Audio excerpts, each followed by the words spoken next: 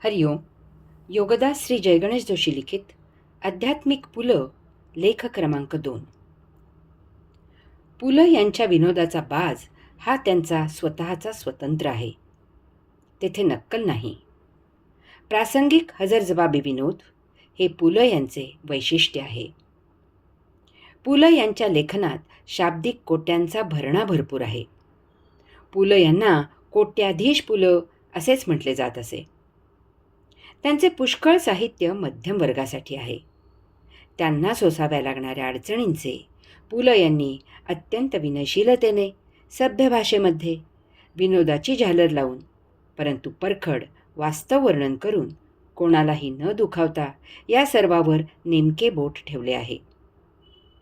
याला साजेसा त्यांचा विनोद नर्म मर्यादा राखणारा, गुदगुल्या करण्यापासून ते 7 मजली हास्य निर्माण करणारा आहे.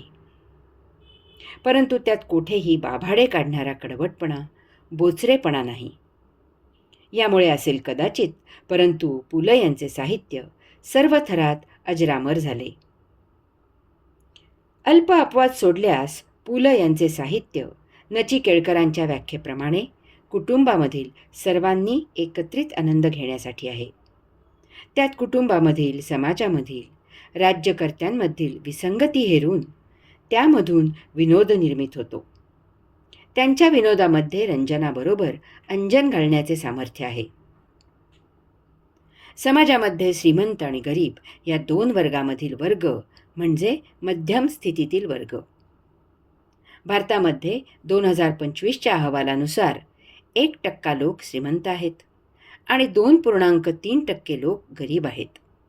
याचा अर्थ भारतामध्ये 96.7% लोक मध्यम परिस्थितीत राहणारे आहेत.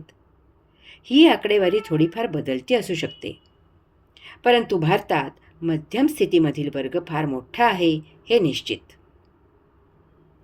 पुलं यांनी याच बहुसंख्य असलेल्या वर्गाचे आपल्या लेखणीमधून प्रतिनिधित्व केले. त्यांचा नायक सुटाबुटातला, लांबलचक गाडीमधून फिरणारा, टोलेजंग प्रासादात राहणारा, सुट्टीमध्ये परदेशी फिरायला जाणारा असा नाही. तो सर्वसामान्य मध्यम स्थितीमधील आहे. आणि म्हणून आपण या लेखमालेची सुरुवात अशाच नायकाच्या वर्णनाने पुढील लेखापासून करू. हरिओम.